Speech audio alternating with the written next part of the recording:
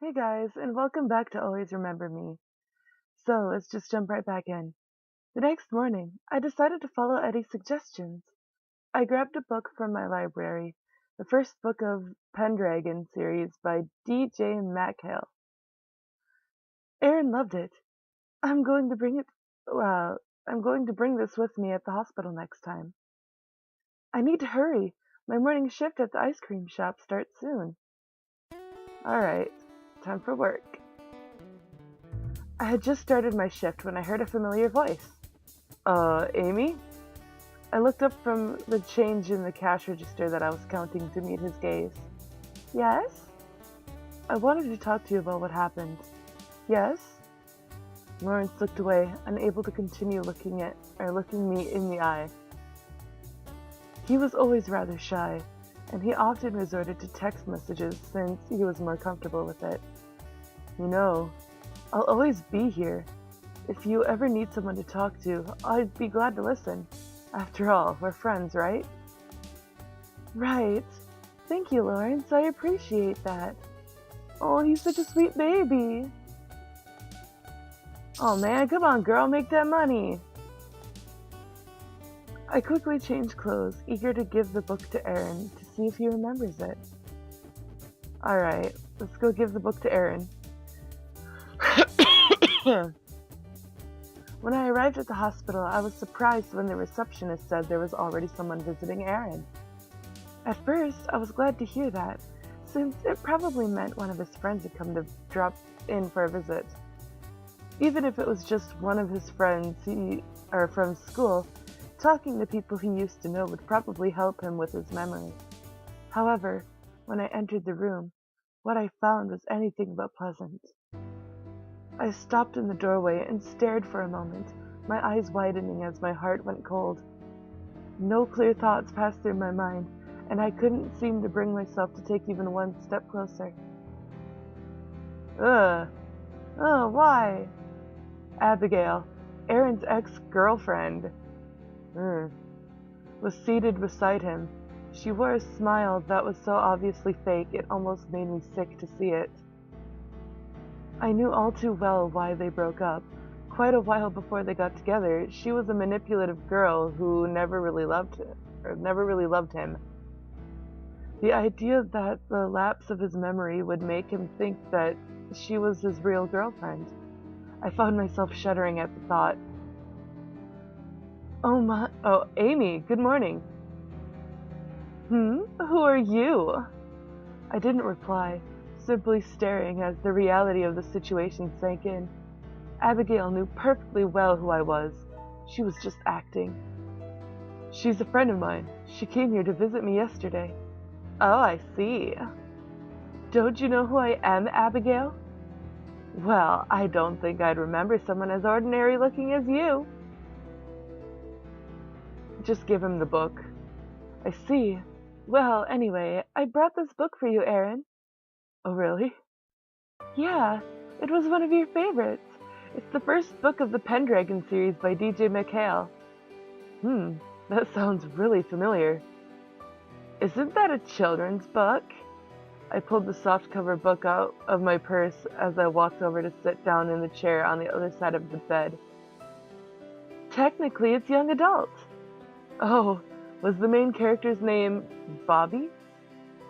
I smiled as I handed him the book, and a look of recognition came over his face. That's right. We would always pre-order the new books as they came out at the bookstore. They were such fun to read. I remember this. I got into it a long time ago. I was so young, but they were too fun to read to grow out of. Right? Well, I think I've heard of it once too. Thanks for bringing this, Amy. I really like this book. You can keep it if you want. Aww, he's so cute. Really? Are you sure? Yeah.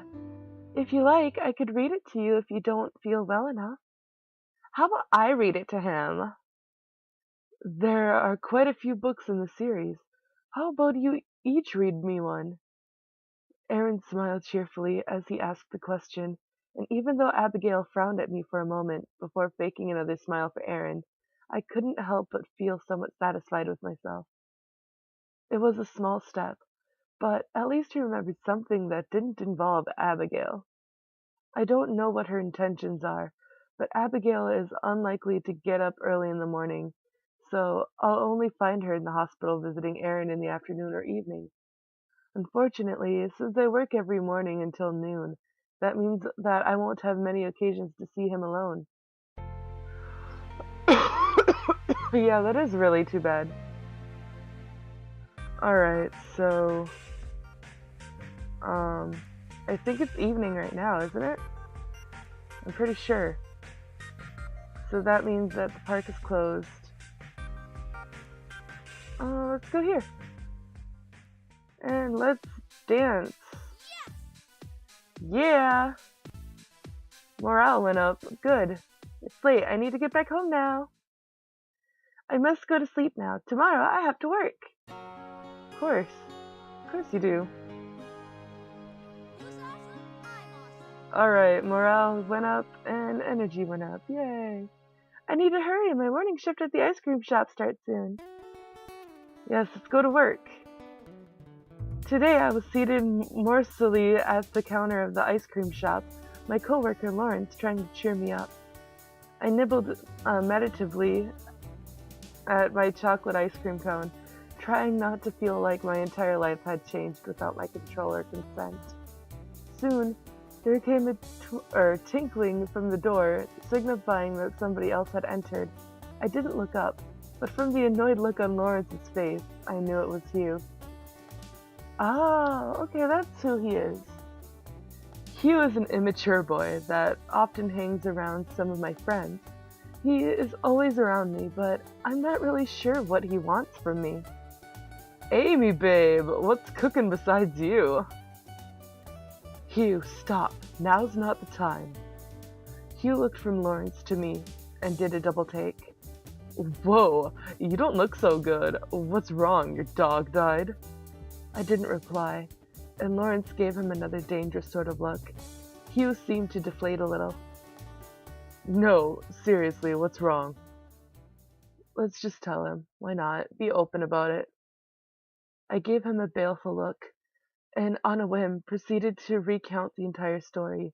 The date, the horrible way it had ended in a car crash, and of Aaron's amnesia. By the time I was done, I was nearly in tears again. Saying the whole thing out loud made it seem even more awfully true than it already was. Hugh stood there, mouth hanging wide open. It took a while for him to think of something to say, and when he finally did, it was with a very serious, somber expression. Amy, sweets, are you okay? I considered the question. He said it with so much concern that I felt quite touched. I gave him a small smile. Oh, not exactly, but I'll be fine, I think. Thanks. Wasn't expecting this. Oh, This must be an off day. apparently so. Alright, so let's go to the lake and, let's relax. Sweet. Oh, culture went up. Not bad. Let's go to the map. Go to the library because we have new books. Yeah. Yay, new books have arrived. I borrowed some. That raises my morale? Awesome. Alright, let's,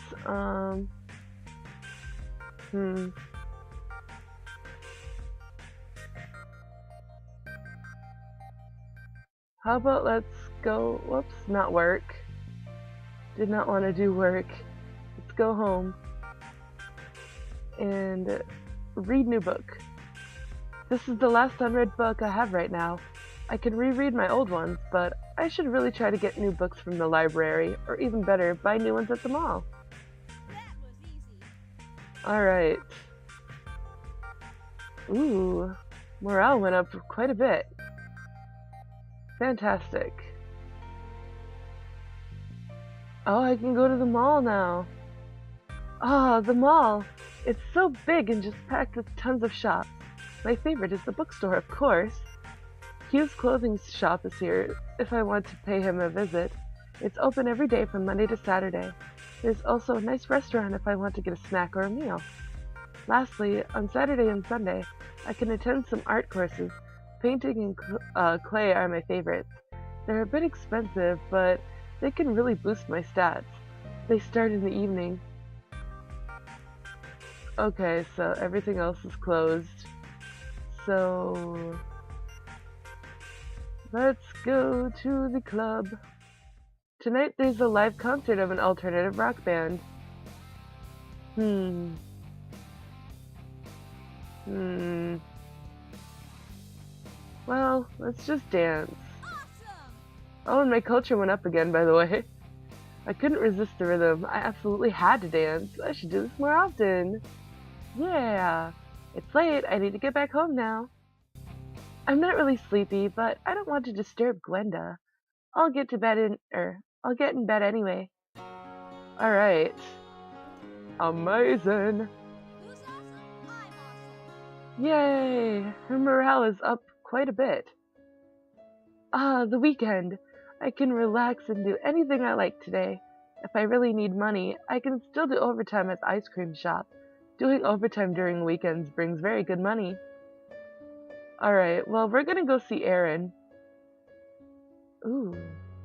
Ooh, he raises our morale. Let's talk to him. That was easy. Even if it was mostly small talk, I feel like it helped us get closer. Nice. Oh no, Abigail has come to visit Aaron.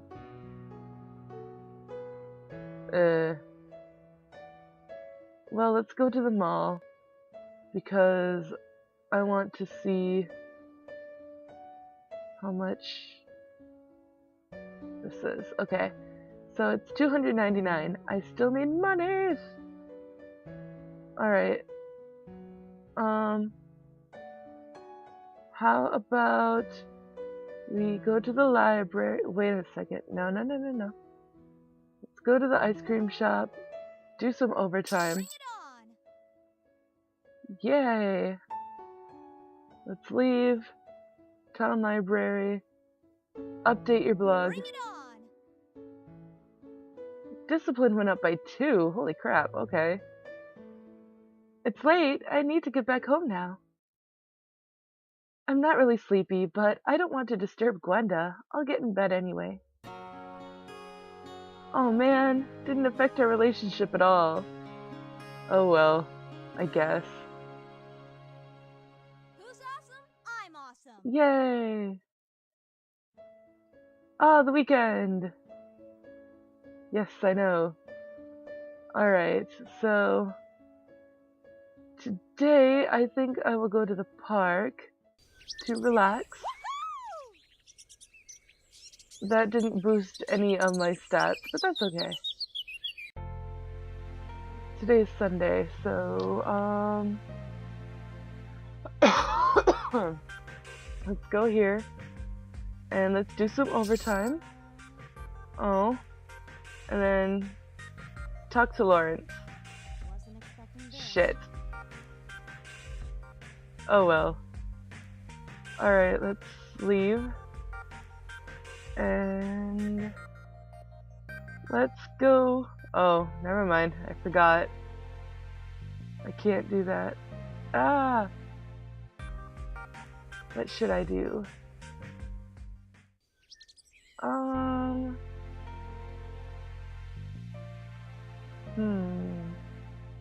not sure what to do. Let's check the hospital. Oh, never mind. Alright. Okay, I guess I can do some more overtime. Wasn't expecting this. Dang it!